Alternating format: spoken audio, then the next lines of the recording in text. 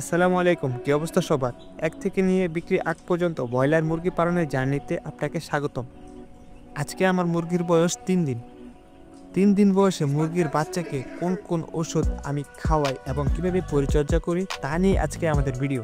3 দিন বয়সের শুরুতে এর আগের দিন যেই পেপারগুলা মুরগিকে বিছিয়ে দিয়েছিলাম তা 3 দিন বয়সের শুরুর সকালেই সম্পূর্ণ পেপারগুলো উঠিয়ে ফেলে দেব। পেপারে মুরগিকে 2 দিন রাখলেই হয়, তবে আপনারা যদি চান তাহলে 3 দিনও রাখতে পারবেন। এখন প্রশ্ন হলো, 3 দিন যদি পেপারে রাখতে পারবো, 2 দিন রাখার কথা কেন বললাম আমি? যদি মুরগির বাচ্চাকে 3 দিন পেপারে রাখেন তাহলে কি কি সমস্যা হবে তা আমি বলি।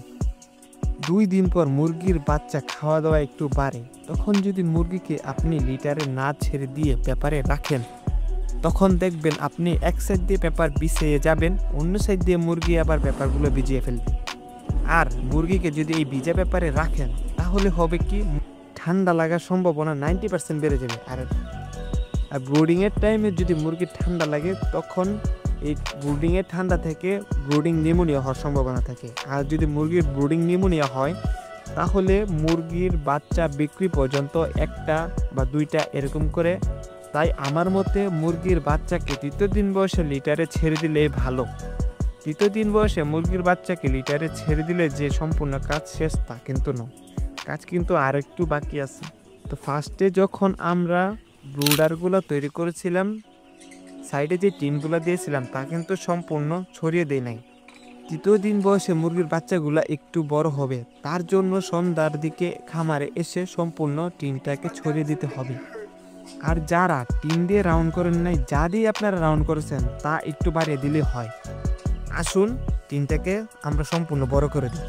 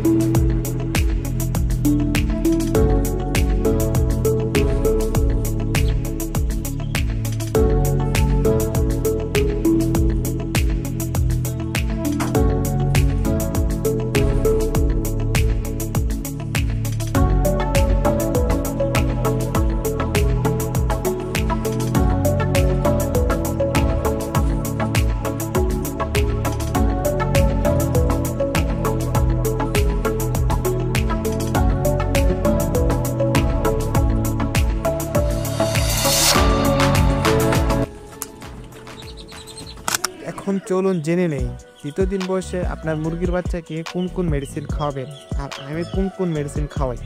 সকালে রেনামক্স 1 লিটারে 1 মিলি, নিউবেট 17 1 লিটারে 1 মিলি, 2+ 1 লিটারে 1 মিলি। দুপুরে রেনামক্স 1 লিটারে 1 মিলি, নিউবেট 17 1 লিটারে 1 মিলি। রাতে রেনামক্স 1 লিটারে 1 গ্রাম, নিউবেট 17 1 লিটারে 1 গ্রাম। আমি যে মেডিসিনগুলোর কথা বললাম তা যদি আপনারা মুরগির 3 দিন বয়সে এই মেডিসিনগুলো ব্যবহার করেন তাহলে ইনশাল্লাহ আপনার মুরগি ব্রুডিংয়ের টাইমে মারা যাবে না। তো আজকের মতো এখানে ভিডিও শেষ করছি। পরবর্তী ভিডিও দেখার অনুরোধ জানিয়ে সকলকে আসসালামু আলাইকুম।